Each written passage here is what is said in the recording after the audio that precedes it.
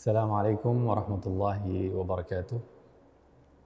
Bismillah, alhamdulillah, wassalatu wassalamu ala rasulillah wa ala alihi wa sahbihi wa mawalah, wa la hawla wa la quwata illa billah.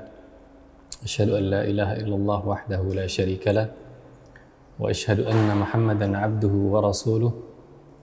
Amma ba'd. Ikhwas sekalian, alhamdulillah pada pagi hari ini, hari Rabu, di awal Muharram, Allah masih beri kesempatan kita untuk bisa bertemu. Nah, insyaallah dalam beberapa hari lagi, kita akan bertemu dengan salah satu amalan yang disunnahkan dalam bulan Muharram, yaitu berpuasa pada hari 10 Ashura, Ashura hari ke-10 bulan Muharram, dan juga disunnahkan untuk berpuasa pada tanggal 9-nya, jadi 9 dan 10. Hari ini mungkin sudah masuk ke hari ke-6 atau 7 mungkin. Semoga Allah Subhanahu wa taala memberikan kekuatan kepada kita untuk bisa mengerjakan sunnah-sunnahnya. Amin ya rabbal alamin. Kemudian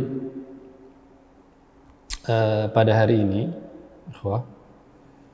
kita akan meneruskan perjalanan sirah nabawiyah. Silahkan sambil dibuka bukunya. Pada pertemuan yang lalu kita telah mempelajari tentang pernikahan Nabi SAW dengan Khadijah.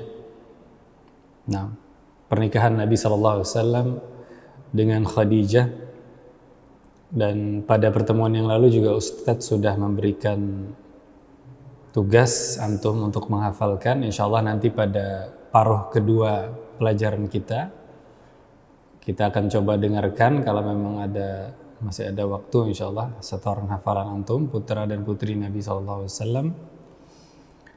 Dan mungkin ada sedikit yang tertinggal.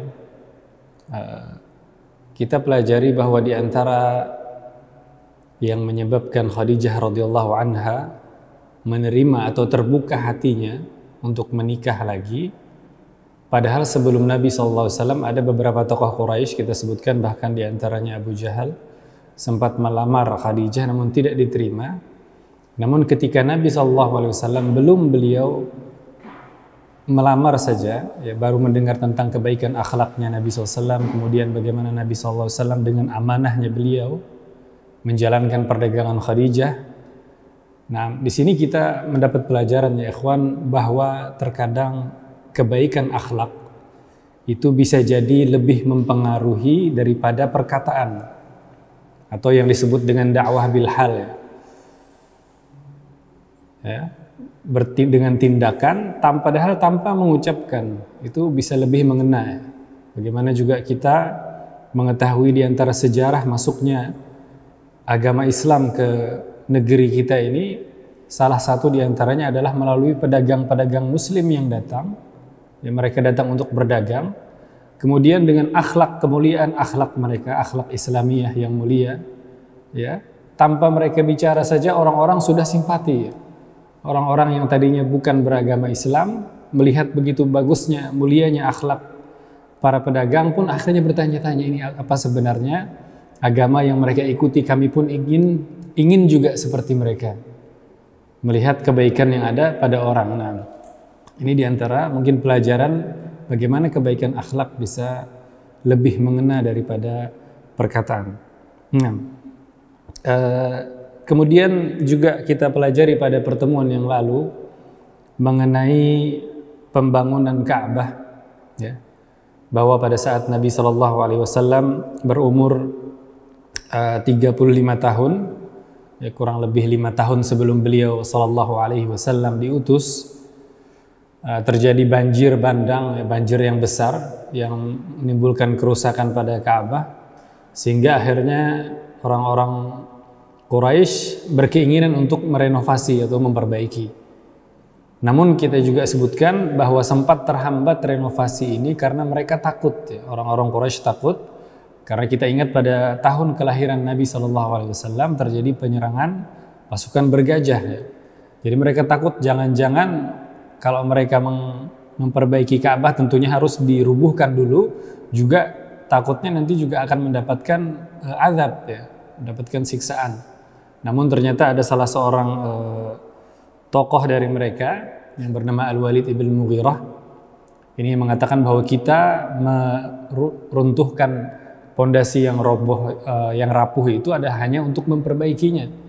Maka dia yang pertama berusaha merubuhkan Ka'bah, kemudian ditunggu oleh orang-orang Quraisy yang lain. Ya, pada malam itu, pada hari yang pertama Al-Walid ibn Mughirah saja yang bekerja, ya, berusaha merubuhkan Ka'bah. Mereka tunggu sampai besok hari, kata mereka. Kalau katanya ternyata ada sesuatu yang buruk yang menimpa Al-Walid ibn Mughirah, maka akan kami kembalikan Ka'bah seperti asal. Jadi kami tidak akan memperbaiki. Ini berarti bisa jadi Allah marah, kata mereka. Namun kalau ternyata katanya Al-Walid ibn Mughirah sehat-sehat saja, besoknya tidak terjadi apa-apa, maka berarti Allah meridhoi perbuatannya dan kami akan mengikuti. Maka ternyata setelah ditunggu, pada keesokan harinya mereka dapati ternyata Al-Walid bin Mughirah sehat-sehat saja. Kembali bekerja, meneruskan perbaikan Ka'bah. Maka akhirnya orang Quraisy pun juga ikut beramai-ramai memperbaiki Ka'bah. Bahkan termasuk Nabi SAW, ya, dengan paman beliau Al-Abbas bin Abdul Muttalib juga ikut turut serta dalam perbaikan ini. Dan juga sempat terjadi kejadian pada saat pembangunan Ka'bah ini, bagaimana Allah Subhanahu wa taala menjaga kehormatan nabinya, ya, menjaga kehormatan nabinya, karena pada saat itu ada kejadian ketika untuk memindahkan batu-batu Ka'bah itu yang ada, untuk lebih mudah biasanya ditaruh pakaian ini yang di bawah, di bagian bawah mungkin seperti sarung atau jubah, itu diangkat di bahu supaya batu yang ditaruh di bahu itu lebih mudah, ya, lebih nempel untuk dibawa. Namun akan berakibat pada terbukanya aurat. Dan istilahnya pada zaman jahiliyah saat itu, terbukanya aurat adalah dianggap hal yang biasa, ya. Sebelum di masa jahiliyah, sebelum Islam, buat orang-orang musyrikin saat itu hal yang biasa. Namun ternyata sebelum Nabi SAW melakukan hal tersebut, beliau sampai terjatuh.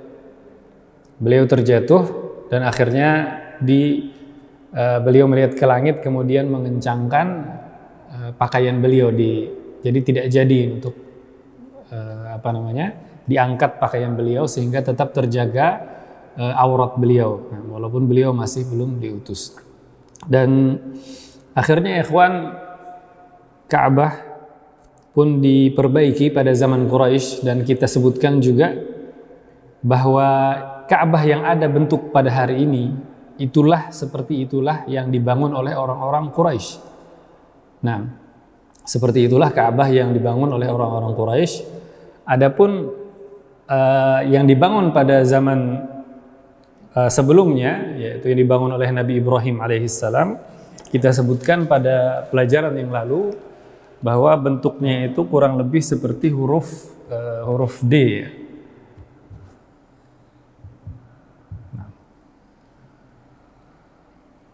Nah, ini sebetulnya Ka'bah yang dibangun pada zaman Nabi Ibrahim alaihissalam. Jadi bukan berbentuk segi empat yang seperti ada pada kita. Kenapa pada saat itu orang-orang Quraisy tidak mengembalikan seperti asal, ya, bentuknya kok tidak dibikin? Kita sebutkan karena mereka saat itu kekurangan harta halal.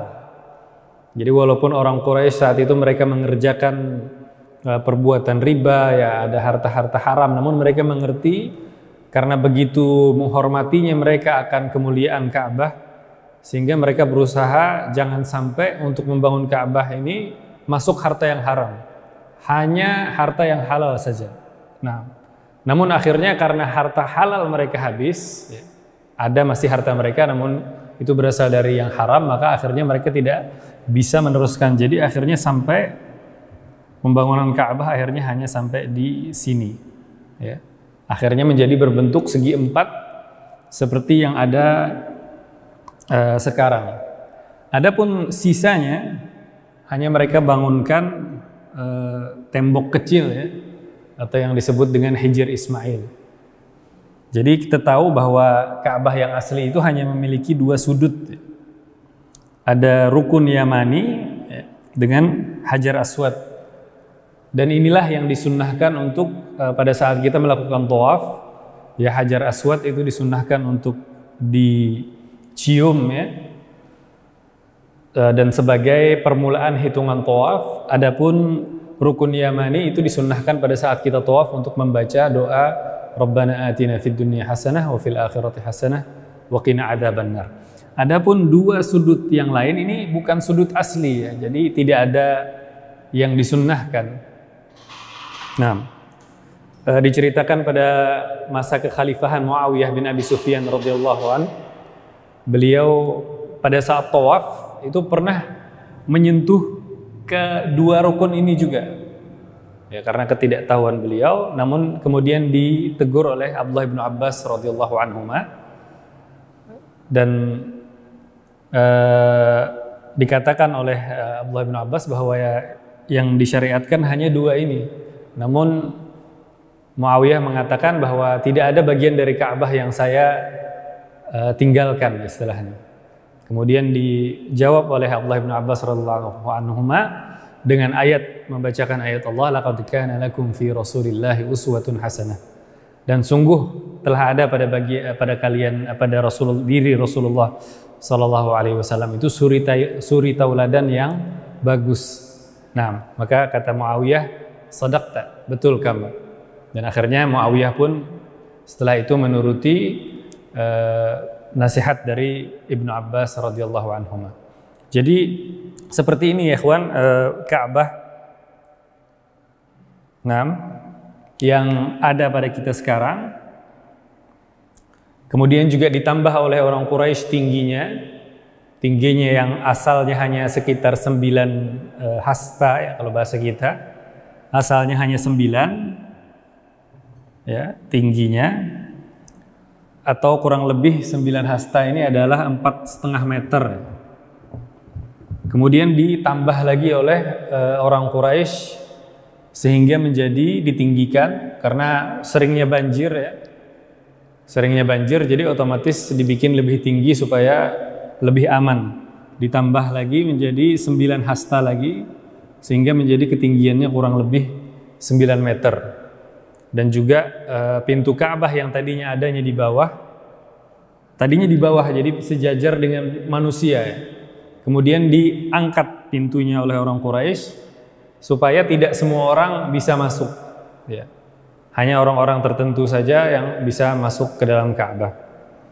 Kemudian sedikit ya kawan mengenai tambahan bahwa dalam sejarah Islam, setelah perbaikan yang dilakukan oleh orang Quraisy bersama Nabi SAW, pada masa Abdullah bin Zubair, yaitu di awal-awal masa kekhilafahan Bani Umayyah, ya setelah meninggalnya Muawiyah bin Yazid, ya, pada saat itu Abdullah bin Zubair berkuasa, Ka'bah juga sempat mengalami kerusakan akibat peperangan yang terjadi, akibat kebakaran. Maka Ibnu Zubair pun akhirnya berinisiatif untuk memperbaiki Ka'bah.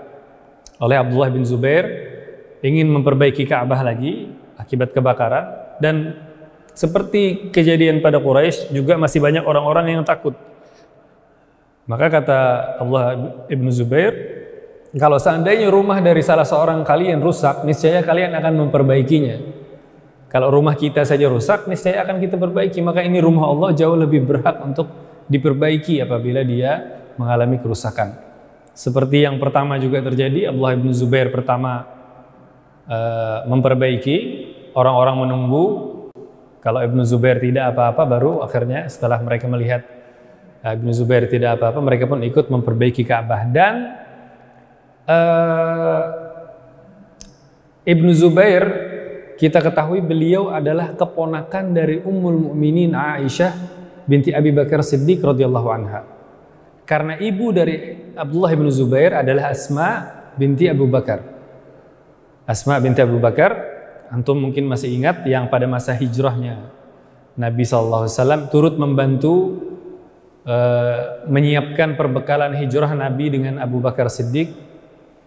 Nah, ibunya dari Abdullah bin Zubair ini adalah Asma, jadi saudaranya Aisyah radhiyallahu anha, dan pernah mendengar Aisyah meriwayatkan hadis dari Nabi SAW yang Nabi SAW bersabda, kalau saja aku tidak takut kaummu ini masih baru dengan kesyirikan, ya baru masuk Islam. Orang-orang Mekah itu saat itu pembebasan kota Mekah tahun 8 Hijriah. Jadi beberapa tahun saja sebelum Nabi meninggal baru Mekah dikuasai. Kata Nabi, kalau saja tidak takut mereka ini masuk Islam dan menimbulkan fitnah, maka akan aku kembalikan, kata Nabi SAW, Ka'bah itu sebagaimana yang dibangun oleh Nabi Ibrahim alaihissalam. Jadi seperti bentuk asalnya. Jadi ada hadis ini yang diriwayatkan oleh Aisyah, ada sebuah keinginan dari Nabi SAW sebenarnya yang ingin mengembalikan Ka'bah itu seperti bentuk asal. Nah, dan Abdullah bin Zubair bisa jadi mendengar hal ini dari bibinya Aisyah radhiyallahu anha. Maka ketika Abdullah bin Zubair nanti menguasai Mekah, beliau pun dan kebetulan Mekah ada kerusakan saat itu terjadi untuk diperbaiki, jadi sekalian oleh Abdullah bin Zubair dikembalikan lagi bangunannya seperti yang dibangun oleh Nabi Ibrahim. Kemudian juga pintunya dijadikan ada 2 pintu, ya, pintu Ka'bah diturunkan lagi ke bawah, ada pintu untuk masuk dan pintu untuk keluar. Nah, dibikinkan 2 pintu sebagaimana yang diinginkan oleh Nabi SAW. Kemudian, namun setelah saat itu kita tahu dalam sejarah Abdullah bin Zubair dikalahkan oleh Panglima Bani Umayyah yang bernama Hajjaj bin Yusuf Ats-Tsaqafi. Dan kemudian setelah itu Hajjaj melihat kok bentuk Ka'bah ini beda. Setelah menguasai Mekah, melihat bentuk Ka'bahnya beda, maka melapor kepada khalifah yang saat itu bernama Abdul Malik bin Marwan. Melapor, dan Abdul Malik bin Marwan saat itu tidak mengetahui adanya hadis Nabi SAW tentang keinginan beliau tadi untuk mengembalikan Ka'bah sebagaimana dibangun oleh Nabi Ibrahim. Maka akhirnya diperintahkan oleh Abdul Malik bin Marwan, panglimanya Hajjaj, untuk mengembalikan bentuk Ka'bah seperti sebelumnya. Jadi seperti segi 4 lagi. Maka akhirnya dikembalikan lagi oleh Al-Hajjaj bin Yusuf. Baru setelah dikembalikan, baru saat itu Abdul Malik bin Marwan mendengar tentang adanya hadis Nabi SAW tentang keinginan beliau untuk mengembalikan Ka'bah seperti yang dibangun oleh Nabi Ibrahim alaihissalam. Maka akhirnya menyesallah, kata Abdul Malik bin Marwan, kata dia, kalau seandainya saja saya tahu ada hadis yang seperti itu, maka akan saya biarkan. Nah, dan kemudian sekali lagi ya ikhwan, di masa kekhilafahan Bani Abbasiyah, khalifah yang ada saat itu Abu Ja'far al-Mansur kalau tidak salah. Nah, itu juga berkeinginan, setelah mengetahui hadis ini, berkeinginan untuk mengembalikan bentuk Ka'bah seperti yang diinginkan Nabi SAW, sebagaimana yang dibangun oleh Nabi Ibrahim alaihissalam. Maka namun beliau sebelumnya berkonsultasi kepada Imam Malik, ya, imamnya Ahlul Madinah Darul Hijrah. Namun dinasihati oleh Imam Malik rahimahullah, kata beliau, jangan sampai Ka'bah ini akhirnya menjadi permainan para penguasa. Nanti kalau berganti penguasa, ganti nanti bangunan Ka'bahnya. Ya, seperti yang terjadi. Maka kata Imam Malik, walaupun memang betul ya ada keinginan Nabi SAW, namun untuk mencegah mudarat, ya, demi kemaslahatan yang lebih, untuk menjaga kehormatan Ka'bah, ya, supaya jangan akhirnya kalau terlalu sering dirubah, dibongkar, dihancur, akhirnya keagungan rumah Allah ini mungkin akan berkurang. Maka akhirnya dibatalkan niat oleh Khalifah Abbasiyah tadi, maka tidak jadi, dan tetap akhirnya bangunan Ka'bah seperti yang kita lihat pada hari ini. Nah, itu sedikit ikhwan mengenai Ka'bah. Kemudian, nah, kita teruskan juga bagaimana sebutkan pada pertemuan yang lalu bagaimana Nabi SAW juga berperan mendamaikan orang-orang Quraisy yang saat itu berebut ingin meletakkan Hajar Aswad. Jadi semua batu yang ada pada Ka'bah pada saat itu diganti dengan batu yang baru semuanya, kecuali Hajar Aswad. Itu saja yang tetap. Nah, ketika ingin meletakkan Hajar Aswad ini yang terakhir, terjadi perebutan, dan setelah dimusyawarahkan siapa yang pertama kali masuk ke dalam Masjidil Haram. Dan ya ikhwan, pada saat itu Masjidil Haram belum ada tembok, ya, belum ada temboknya. Jadi dikelilingi oleh rumah-rumah. Masjidil Haram saat itu tidak seperti saat ini ya, ada bangunannya. Pada saat itu hanya dikelilingi oleh rumah. Jadi Ka'bah kemudian rumah. Jadi mereka menunggu siapa yang pertama kali masuk dari celah-celah yang ada di antara celah-celah rumah yang ada. Dan ternyata Nabi SAW lah yang pertama masuk dari situ. Maka akhirnya mereka menyerahkan kepada beliau, dan beliau akhirnya dengan cara yang bijaksana yang menyuruh untuk meletakkan Hajar Aswad di atas sebuah kain yang ujung-ujungnya disuruh untuk dipegang oleh pemuka-pemuka suku yang ada. Kemudian secara bersama-sama mereka membawa, dan Nabi SAW sendiri yang meletakkan Hajar Aswad, dan inilah penyelesaian yang bijaksana dan diterima oleh orang Quraisy, dan terhindarlah mereka dari pertikaian. Ya, hampir saja terjadi pertikaian karena berebut kehormatan ini. Saking saking memuliakannya orang-orang Quraisy terhadap Ka'bah. Nah, itu ya ikhwan, bisa antum baca pada halaman 32 ya. Pada halaman 32 di buku juga sampai halaman 33. Halaman 33. Jadi kalau urutannya yang memelihara Ka'bah tersebut, kalau urutannya ya ikhwan, yang memelihara Ka'bah itu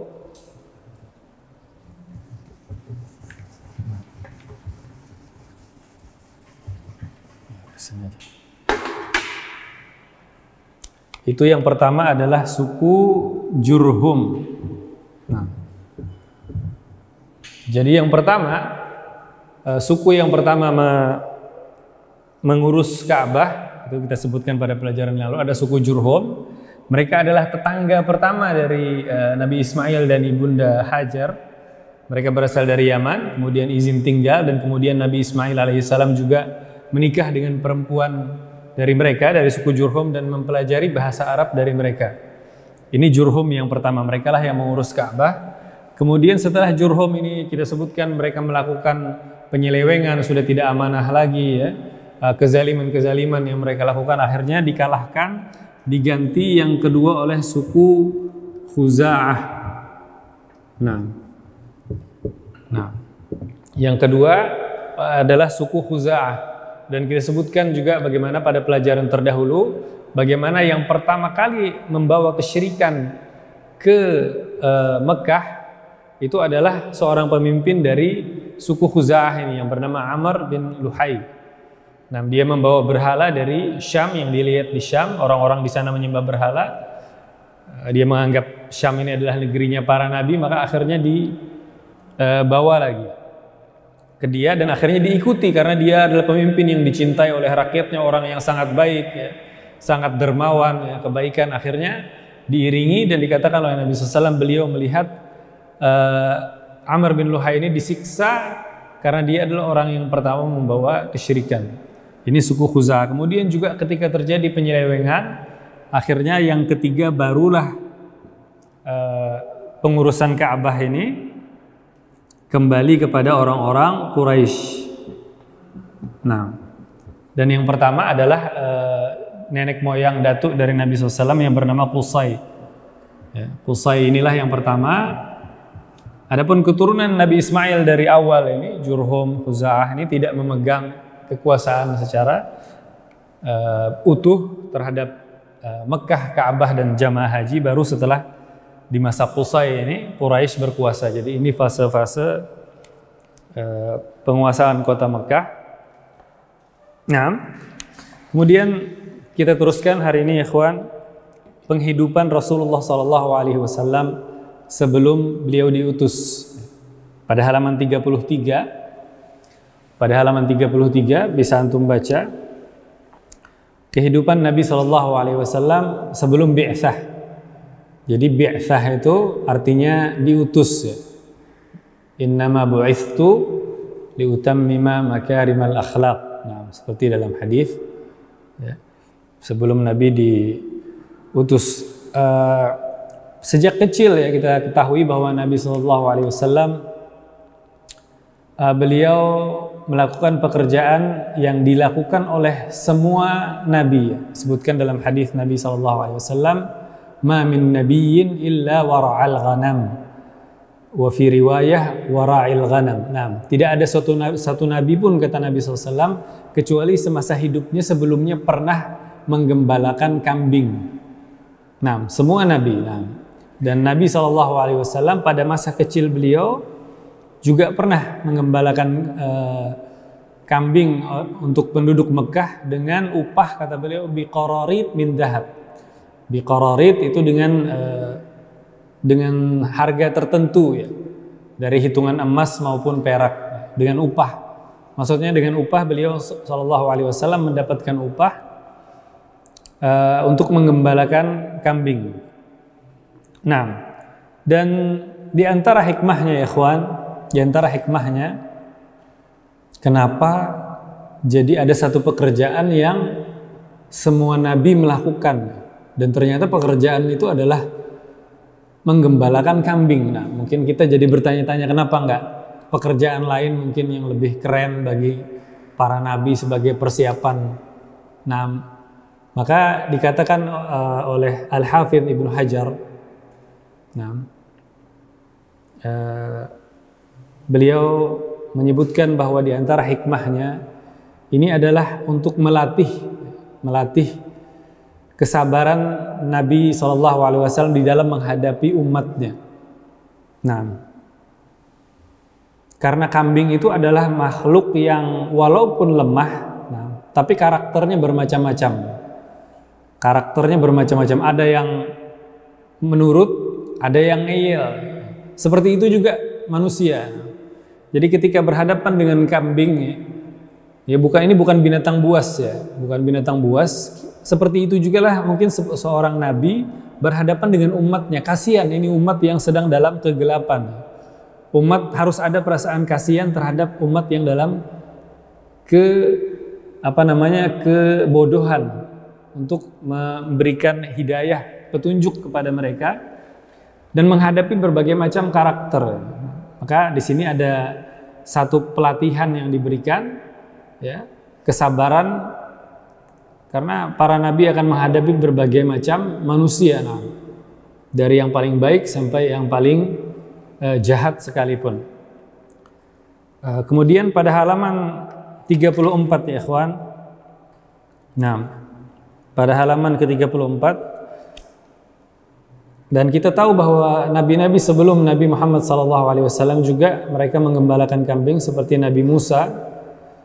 Nabi Musa alaihissalam juga bekerja pada Nabi Syuaib ya, di Madian dengan upah ya, akhirnya dinikahkan dengan putri beliau ya, selama 8 sampai akhirnya 10 tahun. Nah, itu juga menggembalakan. Nah, dan di antara hikmah yang lain ya ikhwan, kenapa pekerjaan menggembalakan kambing adalah untuk menanamkan kesederhanaan. Karena kalau para nabi ya ikhwan itu bergelimang dengan harta ya, itu bisa jadi akan memalingkan mereka dari risalah, dari fokus risalah yang ada. Makanya Nabi SAW nanti ketika beliau mulai berdakwah ya, di antara yang ditawarkan oleh orang-orang Quraisy agar beliau bersedia meninggalkan dakwah, ditawarkan harta ya. Kami akan kumpulkan, kata mereka, harta kami semuanya, orang-orang Quraisy, diserahkan kepada Nabi SAW biar supaya Nabi SAW jadi orang paling kaya di antara mereka, asal beliau mau meninggalkan dakwah. Namun ini tidak diterima oleh Nabi SAW. Dan juga di antara hikmahnya ini mengajarkan kepada kita ya ikhwan, betapa mulianya untuk berusaha dengan tangan sendiri. Bagaimana Nabi SAW menggembalakan kambing dengan upah, ini sesuai dengan hadis yang lain, sebaik-baik amalan seseorang adalah dari hasil kerjaan tangannya. Nah, min amal yadi, bukan meminta-minta mengharap orang lain. Nah, di sini ada kemuliaan. Ini bisa antum baca pada halaman 34 ya ikhwan. Ya, ada dalam Sahih Bukhari ya, riwayat tentang hadis yang kita sebutkan tadi, ma min nabiyyin illa wara'il ghanam atau wara'al ghanam. Nah, disebutkan di sini juga Nabi SAW, nah, bahwa setelah beliau menikah dengan Khadijah radhiyallahu anha, maka beliaulah yang meneruskan perniagaan Khadijah. Ya, harta yang ada pada Khadijah beliau. Jadi tetap Nabi SAW bekerja ya, berusaha. Nah, tidak berpangku tangan, sudah istilahnya saya punya istri yang kaya raya, tidak perlu bekerja lagi, duduk menikmati saja, tidak seperti yang dilakukan oleh beliau sallallahu alaihi wasallam.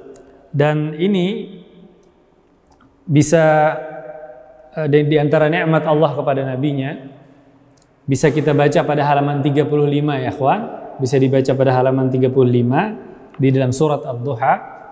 Nah, ba'da a'udzubillahi minasyaitonir rajim, alam yajidka yatiman fa'awa, kata Allah Subhanahu, tidakkah kami dapati engkau, Allah Subhanahu wa taala mendapati Nabi SAW dalam keadaan yatim, maka Allah lah yang menjaga dan melindungi beliau. Bagaimana berganti-ganti pengasuhan Nabi SAW, ya, dari ibu beliau sebentar meninggal, kemudian paman kakek beliau, dan akhirnya paman beliau. Wa wajadaka dhallan fahada. Nah, dan Allah Subhanahu wa taala mendapati Nabi SAW berada pada masyarakat yang saat itu tersesat ya, masyarakat Quraisy, mereka masyarakat yang musyrik. Kemudian Allah Subhanahu wa taala memberikan petunjuk kepada nabinya. Wa wajadaka 'ailan fa'aghna, dan Allah mengatakan Nabi SAW pada saat itu kehidupannya bukanlah orang yang kaya raya, ya, seorang yang kekurangan, 'ailan fa'aghna, maka Allah Subhanahu wa taala cukupkan. Allah berikan kecukupan kepada nabinya sallallahu alaihi wasallam. Dan kemudian juga bagaimana nikmat Allah Subhanahu wa taala memberikan petunjuk. Nah, petunjuk kepada nabinya dengan dalam surat Asy-Syura,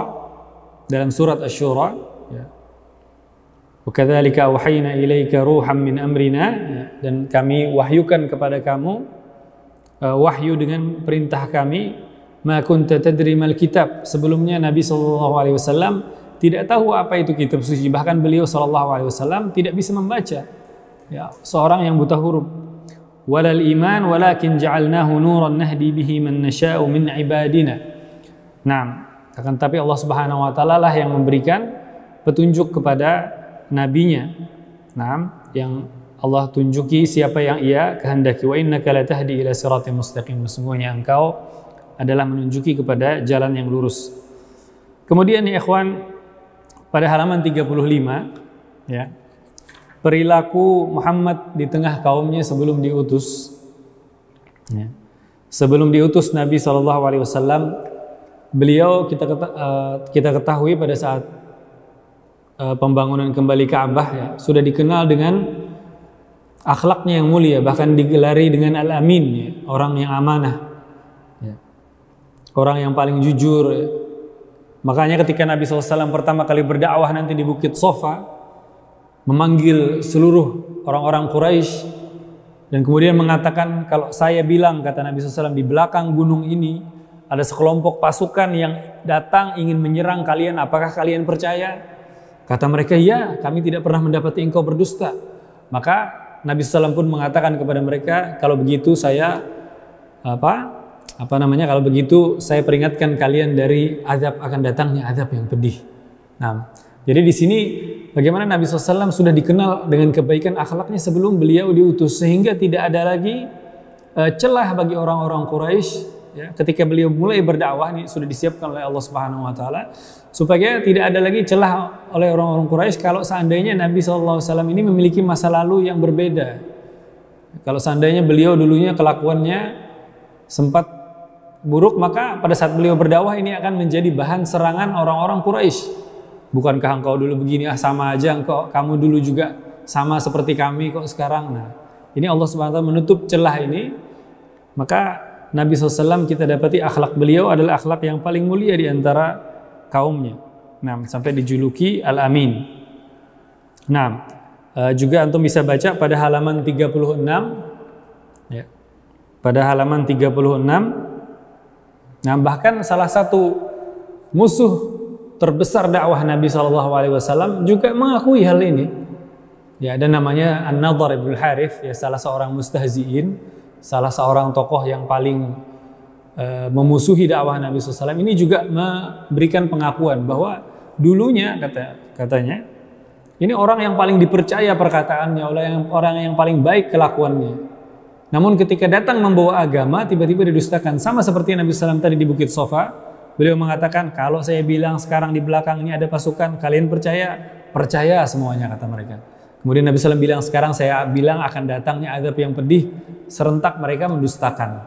Jadi sebenarnya Nabi SAW padahal sudah orang yang paling dipercaya, namun karena mereka mengingkari risalah yang dibawa oleh Nabi SAW, nah, akhirnya mereka memberikan tuduhan-tuduhan yang buruk, ya. Penyihir, ya, pendusta, penyair, orang gila, nah, semua tuduhan buruk yang mereka berikan kepada Nabi SAW. Dan ini juga ciri-ciri ini diketahui oleh orang-orang ahlul kitab, ya. Bagaimana Kaisar Romawi yang saat itu mendengar tentang munculnya Nabi SAW, memanggil pada saat berdialog dengan Abu Sufyan, menanyakan tentang sifatnya Nabi SAW, apakah dia berdusta?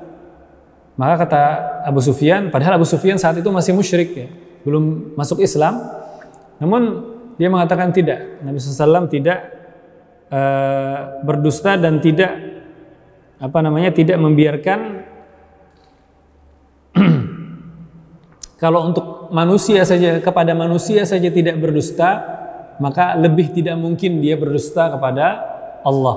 Nah, berdusta dalam mengatakan bahwa Allah memberikan wahyu kepada dia padahal tidak. Nah, lebih tidak mungkin lagi. Jadi pasti bahwa wahyu yang dibawa oleh Nabi SAW itu adalah berasal dari Allah Subhanahu wa taala. Dan juga Nabi SAW sejak kecil telah dijaga oleh Allah Subhanahu wa taala dari perilaku-perilaku jahiliyah, ya ikhwan. Nabi SAW sangat membenci berhala, tidak pernah bersujud kepada berhala seperti yang dilakukan oleh orang-orang yang lain. Bahkan pada saat beliau berhaji juga, haji beliau adalah mengikuti kepada Nabi Ibrahim alaihissalam. Pada saat itu orang-orang Quraisy terjadi penyelisihan, ya, talbiyah pada saat ibadah, Nabi SAW tidak mengikuti orang Quraisy. Kemudian juga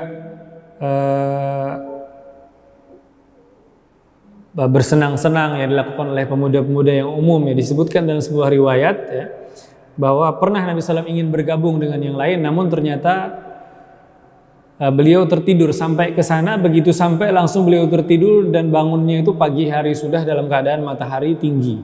Jadi sama sekali tidak bisa mengikuti seperti yang lain. Kemudian diulang lagi oleh beliau. Ini pada halaman 37, ya kawan, bisa antum baca nanti pada halaman 37. Kemudian diulang lagi beliau ingin menghadiri, ternyata yang terjadi sama seperti sebelumnya juga.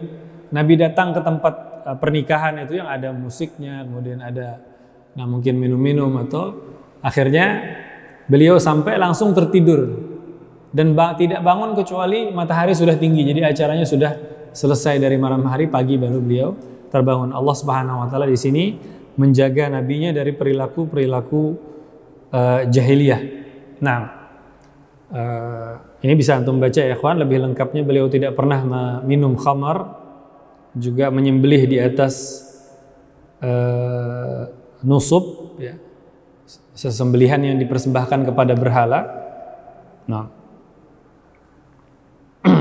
Bisa antum baca, insyaallah. Mengenai haji, ya ikhwan, mengenai haji tadi sedikit ada yang tertinggal. Ada seorang sahabat yang bernama Jubair bin Mut'im. itu pada menceritakan kisah pada masa sebelum Islam, sebelum Nabi SAW diutus, pada saat melakukan haji katanya, beliau kehilangan salah seorang seekor hewan ternak. Nah, maka pergi mencari hewan ini. Pada saat mencari ini melihat Nabi SAW sedang wukuf di Arafah. Ya, wukuf di Arafah itu dikenal sudah sejak zaman haji jahiliyah. Nabi SAW wukuf di Arafah. Padahal saat itu orang Mekah tidak mau wukuf di Arafah. Mereka wukufnya di mana? Di Muzdalifah.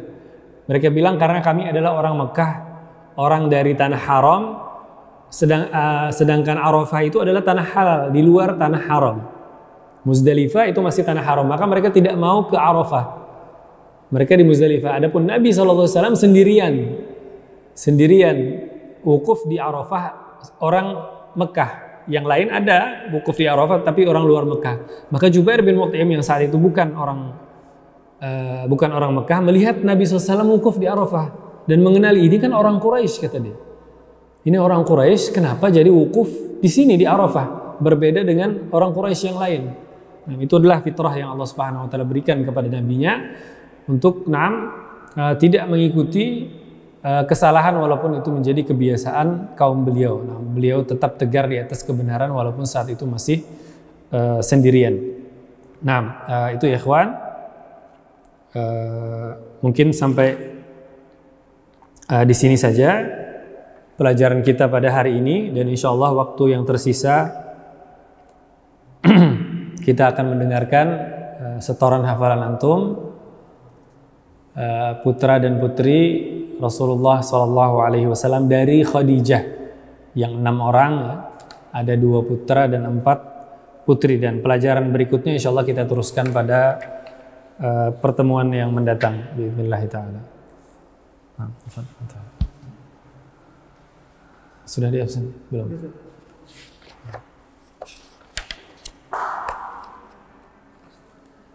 Tayyib. Ahmad Romero. Nah. Oh, Alexis, Afwan ini karena disingkat A ya. Alexis Romero Halim. Qasim Ibrahim Zainab Ruqayyah Ummu Kulsum Fatimah. Nah, Afwan tadi antum sebutkan Ibrahim itu bukan dari Khadijah, tapi dari Maria Al-Qibtiyah. Yang Ustadz minta hanya dari Khadijah saja, yaitu bukan Ibrahim tapi Abdullah. Ada yang namanya Al-Qasim dulu, Abdullah. Nah, yang lainnya sudah betul. Barakallahu fiik, jazakallahu khairan.